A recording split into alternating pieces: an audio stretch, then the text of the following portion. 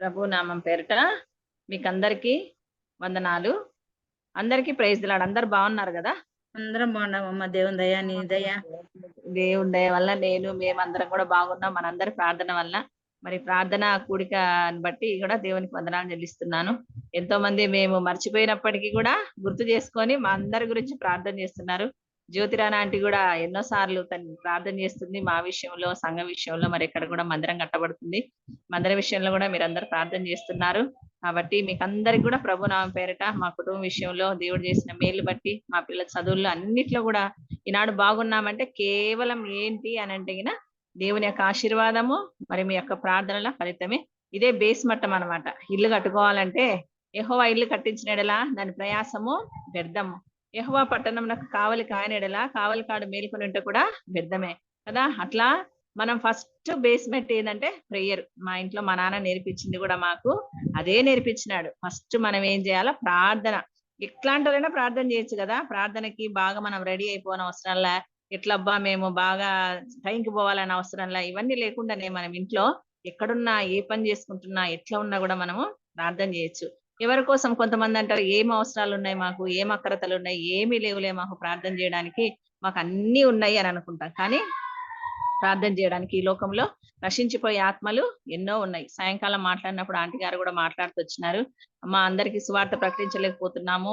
పైగా ఎవరిదంటే ఏమైనా క్రిస్టియన్స్ వరకే, క్రిస్టియన్సే మాట్లాడుకుంటున్నాం కానీ బయటి వాళ్ళకు మనము సువార్త చెప్పలేకపోతున్నాము.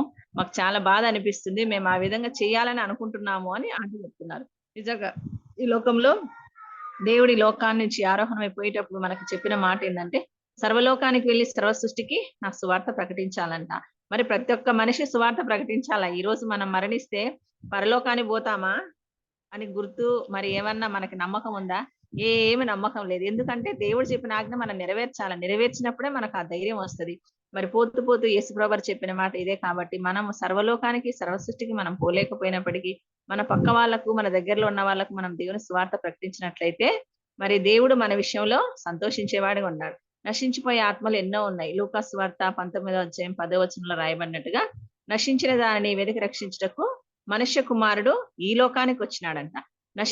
మరి నశించిపోయిన వారి విషయం మనం ప్రార్థన చేయడానికి ఎప్పుడు కూడా మనకి గుర్తుండకపోవచ్చు. గుర్తున్న వాళ్ళని బట్టి వందనాలు. చాలా మంది ప్రార్థనా పరులు చాలా మంది ఉన్నారు, పెద్దలు చాలా మంది ఉన్నారు. వాళ్ళందరూ ఏం చేస్తున్నారంటే మరి లోకంలో ఉన్న ప్రతి ఒక్క వాళ్ళ కోసం ప్రార్థన చేసే వాళ్ళు చాలా మంది ఉన్నారు. అట్లాంటి వాళ్ళలో మనం కూడా ఉన్నామని అంటే చాలా సంతోషం. మరి నశించిపోయే ఆత్మల కోసం ప్రార్థన చేయాలని దేవుడు కోరుకుంటున్నాడు. నశించిపోయిన దాన్ని వెతికి రక్షించాలని దేవుడు ఈ లోకానికి వచ్చినాడు.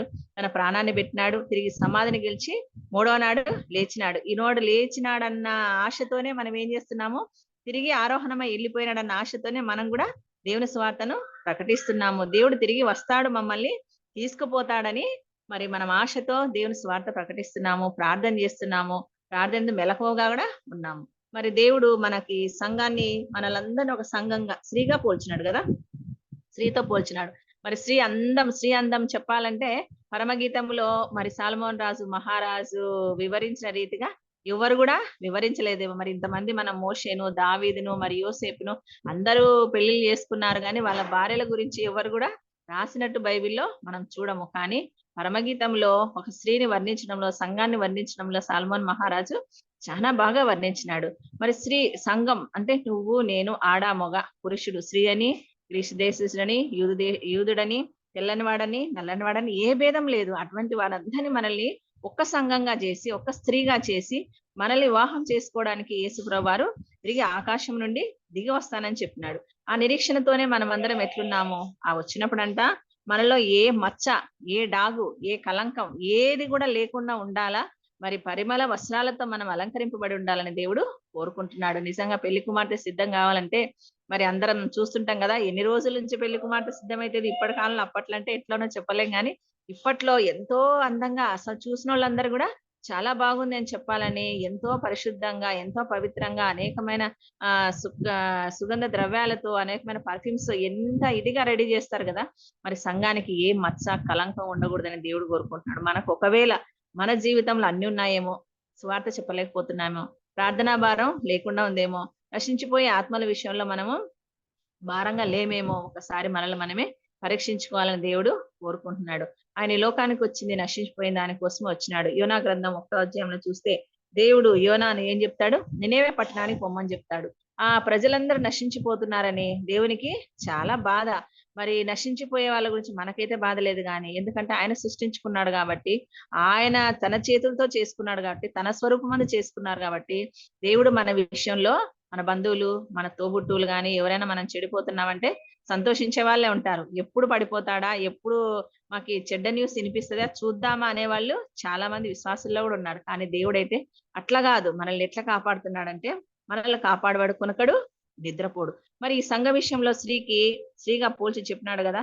మరి ఈ విషయంలో మనం ప్రార్థన విషయంలో కూడా ఒకవేళ తక్కువ కలిగి ఉన్నామనుకో, మనలో లోపం ఉన్నట్టే. మరి పెళ్లి కూతురు అన్న తర్వాత పెళ్లి కూతురు ఎట్లుండాలా? బాగుండాలా, అందంగా ఉండాలా, ముక్కు, ముఖము, కాలు, చెయ్యి చక్కగా ఉండాలా. ఇవన్నీ ఉండాలంటే మనలో ఏముండాలా? క్రీస్తుని పోలి పౌలు ఏ విధంగా చెప్పినాడో, నేను క్రీస్తుని పోలి ఏ విధంగా నడుచుకున్నానో మీరు కూడా ఆ విధంగా నడుచుకోమంటాడు. పౌలు సంఘాల విషయంలో ఎంతో ఆసక్తి కలిగి ఉన్నాడు. ఎంతో ప్రార్థనా పరుడుగా మనము చూస్తూ వచ్చినాం కదా!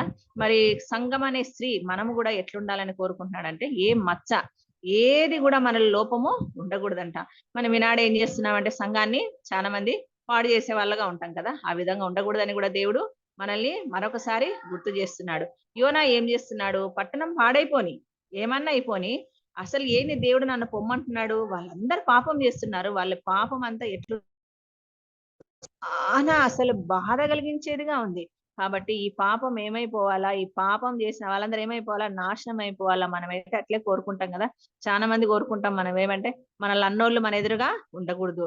మీరు నాశనం అయిపోవాలా, మేము వాళ్ళంతం చూడాలనుకుంటారు. కానీ మనం ఆ విధంగా ఎప్పుడు గూడా కోరుకోకూడదని దేవుడు చెప్తున్నాడు. యోనా గూడా కోరుకున్నాడు. ఆయన ఇండైరెక్ట్‌గా ఆయన ప్రవక్త కదా! చాలా మంది బైబిల్‌లో ప్రవక్తలున్నారు. పెద్ద పెద్ద ప్రవక్తలున్నారు. కానీ యోనా ఒక చిన్న ప్రవక్త. ఆ చిన్న ప్రవక్త ఏం కోరుకుంటున్నాడంటే, నినెవె పట్టణము నాశనం అయిపోవాలని కోరుకుంటున్నాడు. కానీ దేవుడైతే ఆ పట్టణ విషయంలో ఎంతో గొప్ప ఉద్దేశం కలిగి ఉన్నాడు. మరి నినెవెకు పొమ్మన్నప్పుడు యోనా ఏం చేస్తాడు? ఈ ప్రజలు చేసిన పాపాన్ని బట్టి వాళ్ళు చనిపోవాలని కోరుకొని తర్షీషుకు మరి ప్రయాణమైపోతాడు. చూడండి ఎంత తొందరగా శిక్ష వచ్చిందంటే, యోనా గ్రంథం చదువుతుంటే స్టెప్ బై స్టెప్. ఒకటో వచనం, రెండో వచనంలో, ఒకటో వచనంలో మాట్లాడతాడు, రెండో వచనంలో వచ్చేస్తాడు, మూడో వచనం, 4, 5 వచనాలకు వచ్చేసరికినే మరి దేవుడు శీఘ్రంగా యాక్షన్ తీసుకుంటాడు. ఎందుకు? ఆయన ప్రవక్త కదా! దేవుని గురించి చెప్పమని చెప్పబడిన వర్తమానాన్ని ప్రజలకు చెప్పడం కోసం ఆయన ఏర్పాటు చేసుకుంటే దేవుడు, ఆయన ఏం చేస్తున్నాడు? దేవుడు ఏదైతే చెప్పినాడో అది చెప్పకుండా దేవుడు చెప్పిన దానికి వ్యతిరేకంగా చేస్తున్నాడు కాబట్టి వెంటనే శిక్ష అనుభవించినాడు. ఎవరు? యోనా. చూడండి 4వ వచనం, 5వ వచనంలోకి వచ్చరికి పోయినాడా? వెంటనే 6వ వచనం, 7వ వచనాలు వచ్చరికి ఏమైపోతుంది? ఓడ ఎక్కినాడు. వెంటనే ఏమొచ్చింది? గాలి వచ్చింది, తుఫాన్ వచ్చింది. ఎన్నో అధ్యాయాలు లేవు. చిన్న చాప్టర్, ఒక ఫుల్ పేజీ అవతల హాఫ్ పేజీలోనే మొత్తం జీవితం అంతా కూడా యోనాది రాయబడి ఉంది కదా! మరి ఆ యోనా ఏం చేసినాడు? దేవుని మాటను మీరినాడు కాబట్టి మరి ఓడలోకి ఎక్కినాడు. పోయిన తర్వాత ఏమైపోయినాడు? సోమరుడు అయిపోయినాడు కదా! మనకు కూడా హాయిగా ఉందనుకో, ఇంక అయిపోయింది, నేను తప్పించుకొని పోయినాను, ఇంకేమి నన్నెవరు కనుక్కుంటారు ఏమని చెప్పేసి యోనా ఏం చేసినాడు? హాయిగా ఓడ ఎక్కినాడు. ఓడ అమర భాగంలో అంటే అడుగున, అంటే మనకు తెలిసి మరి సీటు కింద అట్టే నిద్రపోతున్నాడో ఏమో, నిద్రపోతున్నాడు. నిద్రపోతుంటే దేవుడు ఏం చేసినాడు? తన ఒక్కడిని బట్టి తను తెలుసుకోవాలి దేవుణ్ణి కాబట్టి, ఆయన ఎంత అద్భుతకరుడో, ఎంత ఆశ్చర్యకరుడో, నువ్వు ఎక్కడున్నా నిన్ను లాక్కరాగలడు. మనం అనుకుంటాం. అందుకే దావీదు అంటాడు కదా, ప్రభా పక్షిరాజు నాకు రెక్కలుంటే నేను ఎక్కడికి వెళ్ళిపోదునేమో, కానీ ఎక్కడ పోవాలా ప్రభా? ఎక్కడ పోయినా నువ్వు ఉన్నావు కదా. సముద్ర అగాధంలోకి పోయినా కూడా నువ్వు సముద్ర అగాధంలో కూడా ఉన్నావు కదా. మరి ఈయన యోనా కూడా ఏం చేసినాడు? అమర భాగం ఏం చేసినాడు? పడుకొని హాయిగా నిద్రపోతున్నాడు. చూడండి, ఆత్మల విషయమైన చింత యోనాకు లేదు. యోనా యొక్క పోస్ట్ ఏంటంటే ప్రవక్త. దేవుడు ఎప్పుడు మాట్లాడితే అప్పుడు ఆ మాట్లాడిన వర్తమానాన్ని తీసుకొని పోయి వెంటనే ప్రజలకు ఆయన తెలియజేయాలా. ప్రజలకు రాబోయే శిక్ష గురించి, కీడు గురించి, దేవుని ఉగ్రత గురించి, దేవుడు వీళ్ళని ఏం చేయబోతున్నాడు, మిమ్మల్ని గోనె పట్టలు కట్టుకొని మీరు ప్రార్థన చేసుకోండి అని చెప్తున్నాడా, లేకుంటే మిమ్మల్ని హతం చేస్తా అని చెప్తున్నాడు, మిమ్మల్ని కొద్ది నిమిషాల నాశనం చేస్తా అని చెప్తున్నాడా? ఈ విధంగా దేవుని దగ్గర నుంచి పొందిన ప్రతిదీ కూడా ప్రజలకు వర్తమానాన్ని అందించాల్సిన యోనా ఏం చేస్తున్నాడు అంటే నిద్రపోతున్నాడు. ఈనాడు మనం కూడా దేవుడు మనకు తిండి ఇచ్చినాడు, బట్టలు ఇచ్చినాడు, తిరగడానికి వాహనాలు ఇచ్చినాడు, అన్ని ఇచ్చినాడు, సమస్తం ఇచ్చినాడు. కానీ మనం ఏం చేస్తున్నాం? ఒకసారి పరీక్ష చేసుకోవాలని దేవుడు కోరుకుంటున్నాడు. తిని హాయిగా నిద్రపోయే వారం ఉన్నామా? నశించిపోయే ఆత్మల విషయమై చింత లేదా? మేము నమ్ముకున్నాం చాలు, నేను నా కొడుకు నా పిల్లలు మేమందరం బాగుంటే చాలు, ఎవరన్నా ఎట్లన్నా పోని మనకెందుకు వచ్చింది అక్క, అసలుకి ఎవరికైనా చెప్పని పోతే యాడింటారు లెక్క, ఈ కాలంలో ఎవరు వినేటోళ్ళు ఉన్నారని కొంతమంది అంటే, ఈ కాలంలో అంతా యూట్యూబ్ లో అంతా వస్తుంది లెక్క, ఎందుకు లక్షణంగా వింటున్నారు, మనమేం చెప్దామని మనం అనుకుంటుంటే మనం ఎక్కడున్నామంటే బాయిలోనే ఉన్నాం అనమాట. ఈ బాయిలో కప్పకి ఏం ప్రపంచం తెలియదు అంటున్నా. అట్లా మనం కూడా ఏం చేస్తున్నామంటే ఈ బాయిలోనే ఉండి అంతా ఇంకా మాకు తెలుసు, ఇంకా అంతా అయిపోయింది, ఎవరెవరో చెప్తున్నారు సువార్త అంతా వినిపిస్తుందని అనుకుంటున్నాం. కానీ నీ గురించి దేవుడు లెక్క అడిగితే, నువ్వు స్త్రీని సంఘంగా పోల్చినాడు కదా, మరి నిన్ను కూడా దేవుడు లెక్క అడిగితే రేపు పొద్దున దేవుడు వచ్చిన తర్వాత ఆ రోజు మనం ఏమైపోతాం తెలుసా? సిగ్గుతో తల ఉంచుకునే వాళ్ళగా ఉంటాం. కాబట్టి నశించిపోయే ఆత్మల విషయమై మనం ఏం చేయాలి? ఎప్పుడు కూడా శ్రద్ధ కలిగి ఉండాలా, వారి విషయమై ప్రార్థన చేయాలా. ఈ యోనా ఏం చేసినాడు? ఓడ అమరగా అమ్మ అడుగు భాగమున పడుకొని నిద్రపోతున్నాడు. గాలి వచ్చింది, తుఫాన్ వచ్చింది, మరి ఈ యొక్క ఓడ ఏమైపోతుంది? తల్లకిందులైపోతుంది, ఊగుతుంది, అటు ఇటు అటు ఇటు ఊగిపోతుంది. కానీ ఏ మాత్రం కూడా చింత లేదు తనకు, ధ్యాస కూడా లేదు, అసలు మర్చిపోయినాడు. ఎందుకంటే ఏ చింత లేకుండా ఆయన కూడా ఉన్నాడు. ఈనాడు నువ్వు నేను కూడా, మేము కూడా ఎట్లుంటామంటే మనకేం చింత లేని వారుగా కనపడుతుంటాం యోనాలాగా. కానీ దేవుడు మాత్రం యోనాను పెట్టాల. ఎందుకంటే యోనాతోనే చెప్పించాలనుకున్నాడు దేవుడు. యోనాతోనే చెప్పించాలనుకున్నాడు కాబట్టి యోనాను తిరిగి పరీక్షిస్తూ వచ్చినాడు దేవుడు. నువ్వు ఈ విధంగా నా మాటకు వ్యతిరేకంగా నువ్వు పోయినావు కాబట్టి నేను నిన్ను ఏదో విధంగా నిన్ను ఏం చేస్తానంట, ఎట్లన్నా గానీ నిన్ను దెబ్బలు కొట్టైనా మలుచుకొని నీ ద్వారా నేను తిరిగి సువార్త ప్రకటింప చెయ్యాలని దేవుని ఆశ. ఆ నిద్రపోతున్న యోనాకి దేవుడు వాళ్ళు వచ్చి అడుగుతారు, ఎవరయ్యా నువ్వు, అందరు నిద్రపోతున్నారు, మొత్తం సముద్రంలో ఉన్నటువన్నీ ఏమేమి తీసుకుపోతున్నారో, ఆ ఓడలో ఏమేమి తీసుకుపోతున్నారో అవి మొత్తం కూడా తీసిపడేయండి, మొత్తం తీసిపడేయండి, అన్ని తీసిపడేస్తున్నారు, అన్ని తీసిపడదు. ఎందుకంటే ఓడ తేలిక కావాలా, గాలి తుఫానుకి ఓడ ఏమైపోతుంది? ఊగిపోతుంది, బద్దలైపోతే అందరం సముద్రంలో పడిపోతామేమో అని, నశించిపోతామని వాళ్ళందరూ ఎవరి దేవుళ్ళని వాళ్ళు ఏం చేస్తున్నారంట? మొక్కుకుంటున్నారు. అయ్యో దేవుడా, స్వామి మమ్మల్ని రక్షించి, మరణకరమైన పరిస్థితుల్లో రక్షించి అంటున్నాడు. గాని యోన అయితే ప్రశాంతంగా నిద్రపోతున్నాడు.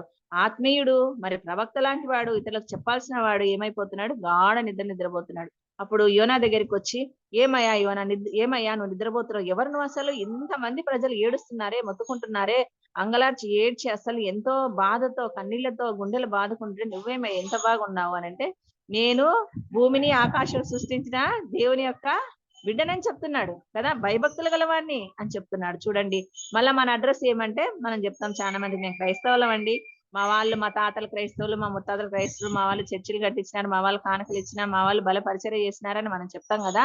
ఇప్పుడు మరి అప్పట్లో ప్రవక్త దేవుడు ముఖాముఖిగా మాట్లాడేవాడు కాబట్టి ఎట్లా చెప్తున్నాడంటే, యెహోవా యందు నేను భూమిని ఆకాశం సృష్టించిన దేవుని నేను భయభక్తులు గలవాడని చెప్తున్నాడు తన అడ్రస్. కానీ నిజంగా అడ్రస్ దేవునికి తగినట్లు ఉందా? దేవుడు ఏది చెప్పినాడో దాన్ని చేస్తున్నాడా? నశించిపోయే ఆత్మల విషయమే శ్రద్ధ కలిగిన వాడుగా ఉన్నాడా? లేడు. కాబట్టి ఆయనలో ఆత్మ లేదు. ఆత్మను ఏం చేసినాడు? అందుకే మొదటి తెస్సలోని పత్రిక 5:15 అంటాడు కదా, ఎడతెగక ప్రార్థన చేయడి 16లో ఆత్మను ఆర్పకుడి అంటాడు. కానీ ఈయన ఏం చేస్తాడంటే ఆత్మని ఆర్పేస్తాడు. ఎవరు ఆర్పేసింది? యోన. ఏమంటాడు? నన్ను ఎత్తి సముద్రంలో పడేసేయండి అని చెప్తాడు. కానీ నిజంగా ఆత్మ విషయమైన చింత తనకు లేదు, ఆత్మల విషయమైన చింత లేదు, తన ఆత్మ విషయమైన చింత కూడా తనకు లేదు. లేకుండా ఏం చేస్తాడంటే నన్ను ఎత్తి సముద్రంలో వేసేయండి అంటాడు. వాళ్ళు ఏం చేస్తారు? వెంటనే ఎత్తి సముద్రంలో వేస్తారు. సముద్రంలో వేస్తే కూడా దేవుడు చూడండి, నిజంగా ఆ యోనా ప్రవక్త తన బిడ్డల విషయంలో దేవుడు ఎంత ఆసక్తి కలిగి ఉన్నాడో. నిజంగా నిన్ను కాపాడేవాడు, కొనకడు, నిద్రపోడు, యెహోవాయే నిన్ను కాపాడువాడు. చూడు, దేవుడు శిక్షిస్తాడు గాని ఆ శిక్షలో కూడా ఎంతో ప్రేమను చూపిస్తూ వస్తున్నాడు దేవుడు. మరి ఎత్తేసినారు వాళ్ళు, కానీ దేవుడు సముద్రంలో ఉన్న ఒక మత్స్యానికి ఆజ్ఞ ఇస్తాడు. అయ్యి నువ్వు నా కుమారుణ్ణి ఏమాత్రం కూడా ముళ్ళు పుచ్చుకోకూడదు, ఏమి జాగ్రత్తగా నీ యొక్క కడుపులో దాచుకోవాలని చెప్పేసి మరి మత్స్యానికి ఆజ్ఞ ఇచ్చినప్పుడు ఈ మత్స్యం ఎట్లా పోతది? ఆ ఓడెంబడి పోతుంటది, పోతుంటది. వెంటనే ఆయన ఏం చేస్తాడు? పైనుంచి కిందికి పడగానే యోనా ఏం చేస్తది? మరి నోట్లో వేసేసుకుంటది. వేసుకొని మరి నిజంగా ఆ చేప ఏం ఆహారం తినలేదేమో, ఏమి తినలేదేమో, అసలు దేవుడు ఆజ్ఞాపించినాడు, మరి నువ్వు నా కుమారుడు నశించిపోతాడు, నువ్వు ఏ ఆహారం తిన్నా ఏం చేసినా నా కుమారుడు ఇదైపోతాడని మరి ఎంత చెప్పినాడో. మరి ఆ యొక్క మత్స్యానికి, ఆ మత్స్యం ప్రశాంతంగా యోనాని కడుపులోనే దాచుకుంది. తిరిగి అప్పుడు ప్రార్థన చేస్తాడు యోనా, ప్రవ్వా సముద్రపు నాచు నా తలను అంటుకుంది. నేను సముద్రంలో, అసలు సముద్రంలో పడ్డమంటేనే, నీళ్ళల్లో బావిలో కొంచెం లోతులో పడ్డమంటేనే ఎంతో భయంకరమైన విషయం కదా. అట్లాంటిది సముద్రంలో ఉన్నాడు, సముద్ర అగాధంలో ఉన్నాడు, దాంట్లో వల్ల చేప కడుపులో ఉన్నాను. ఆ చేప కడుపులో నా తలకు నా చంటుకునుంది ప్రభా, ఎందుకు నన్ను ఇట్లా పడేసినావు ప్రభా, ఎందుకు నన్ను ఇట్లా పంపించిన అంటే పంపించింది దేవుడా ఏమన్నా? మనంతకు మనమే కొన్నిసార్లు ఏం చేస్తామంటే దేవుని కంటే ఎక్కువ ఆలోచిస్తాం. దేవుడు చేయమన్న పని చేయకుండా చేయొద్దన్న పని చేసి మనంతకు మనం ఏం చేస్తాం? దేవుని ఉగ్రత తెచ్చుకుంటాం. దేవుని యొక్క కోపానికి మనము మరి ఎదురవుతాం. అప్పుడు దేవుడు ఏం చేస్తాడంటే మనల్ని తిరిగి ఇంకొక రకంగా మనల్ని పరిశీలించి ఏం చేస్తాడంటే తిరిగి తన ఏ పని చేయించుకోవాలని తను నిర్ణయించుకున్నాడు ఆ పని చేయడానికి మనల్ని సిద్ధపరుస్తాడు. మరి యోనా విషయంలో కూడా తిరిగి యోనా ఏం చేస్తాడు? తిరిగి పశ్చాత్తాప హృదయంతో ప్రార్థన చేస్తాడు. ప్రార్థన చేసినప్పుడు యోనా ప్రార్థన దేవుడు వింటాడు. యోనాను తిరిగి ఆ మత్స్యం వచ్చి బయట కక్కి పడేస్తుంది. కక్కేసేసరికి అప్పుడు అబ్బా ఎంత ప్రశాంతంగా ఉన్న దేవుడు అనుకుంటాడేమో యోనా. నిజంగా అప్పుడు అనుకుంటాడు ప్రభా ఇప్పుడు పో, నేనేం చెప్పినానో అది చెయ్యి. నిజంగా మనకు కూడా దేవుడు ఏం చెప్పినాడంటే సర్వలోకానికి వెళ్ళాలా, సర్వ సృష్టికి నా సువార్త ప్రకటించుకోవాలా. నశించిన దాన్ని వెతికి రక్షించడం కోసం దేవుడు ఈ లోకానికి వచ్చినాడు కాబట్టి మనం కూడా ఫస్ట్ చేయాల్సిన పని ఏంటంటే ఈ లోకంలో నశించిపోయే ఆత్మల కోసము ప్రార్థన చేయాలా. అనేకమైన ఆత్మలు ఒకవేళ నీకు తెలిసిన వాళ్ళు ఉండొచ్చు, మీ బంధువులు ఉండొచ్చు, ఎవరైనా కూడా ఏ ఆత్మ అయినా నీ నుంచి దూరం అయిందేమో, దేవునికి ఏమైనా దూరం అయిపోయినారేమో, మందిరానికి రాలేకపోతున్నారేమో, నీ మాటను బట్టి ఎక్కడైనా హట్ అయ్యి దేవుని సన్నిధిలో వాళ్ళు దూరమైనారేమో ఒక్కసారి పరీక్షించుకొని నిజంగా ప్రభా రక్షించిన దాన్ని వెతికి రక్షించడం కోసం నువ్వు ఈ లోకానికి వచ్చినావు ప్రభా. మరి ఎంతో వెలిగించి నీ ప్రాణం ఇచ్చినావు, కానీ ప్రభా మరి ఆత్మ చాలా దూరం అయిపోయింది. మందిరానికి రాకుండా మాతో సహవాసం లేకుండా మేము ఇన్ని రోజులు కలిసి ఉండే వాళ్ళం, ప్రార్థనలో సహవాసంలో మరి బైబిల్ చదివే విషయంలో ప్రతి ఒక్క విషయంలో మరి నశించిపోతుంది ఆత్మని. ఆత్మ విషయమే మనం ఏం చేయాలా? ప్రార్థన చేయాలా. మనకి ఎవరెవరైతే తెలుసో వాళ్ళందరూ ఆత్మల విషయంలో దేవుడు ఏం చేస్తాడంట? లెక్కడిగేవాడిగా ఉన్నాడంట. ఆయన లెక్కడిగినప్పుడు మనం ఏమైపోతాము? దేవుని ఎదుట సిగ్గుతో తల వంచుకోవాల్సిన పరిస్థితి వచ్చింది. అట్లాంటి తల వంచుకునే పరిస్థితి మనకు రాకూడదని దేవుడు చెప్తున్నాడు. ఏమని చెప్తున్నాడు? నశించిపోయే ఆత్మలను మనం ఏం చేయాలా? వెదకి రక్షించడానికి ఏ విధంగా యేసుప్రభు ఈ లోకానికి వచ్చినాడో మనం కూడా ప్రతి ఆత్మ విషయంలో కూడా ఏం చేయాలా? మనము ఎంతో శ్రద్ధ కలిగి ఉండాలా. యోనా ఏ విధంగా మూర్ఖత్వంతో నేనేం చెప్తానులే అనుకున్నాడో మనం ఆ విధంగా ఉండకూడదని దేవుడు మనల్ని కోరుకుంటున్నాడు. ప్రభువైన యేసుక్రీస్తు నామమున మీకు అందరికీ వందనాలు చెల్లిస్తున్నాను. చిన్న ప్రార్థన చేస్తాను. కృపా కనికరంతో నీ పాన స్తోత్రాలు, ఇచ్చిన సమయాన్ని బట్టి నీ పాన స్తోత్రాలు. చేరొచ్చిన మమ్మల్ని అందరినీ మరొకసారి మీ హస్తాలకు చెప్పుకుంటున్నాం. ఆంటీ గారి కుమారుడు కూడా తండ్రి మరి కాలిఫోర్నియా నుంచి ఇక్కడికి రావటం మీరు ఇచ్చిన కృపను బట్టి పాన స్తోత్రాలు. తిరిగి తండ్రి మరి ప్రయాణం వెళ్తుండగా ఆ బిడ్డతో మీ సన్నిధి ఉంచండి ప్రభా, మీ సహాయం దయచండి. తన ఉద్యోగ బాధ్యతలు, తన అవసరతలు, అక్కరతలు, ఫ్యామిలీ విషయాల్లో చిన్న బిడ్డని ఇచ్చిన చక్కని బిడ్డను మీరు ఆశ్రయించి దీవించి విందనానికి జ్ఞానమందును, వయస్సునందును, మనుషుల దయలో, దేవుని దయలో వడ్డంతో సహాయం దయచండి. బిడ్డకు కావాల్సిన మంచి విద్యాబుద్ధులు, ఆయుష్యాలు దయచేయమని కుటుంబానికి కావాల్సిన క్షేమం మేలు కోరుకుంటూ యేసు పరిశుద్ధ నామమున వేడుకుంటున్నాం తండ్రి. ఆమేన్. ఆమేన్.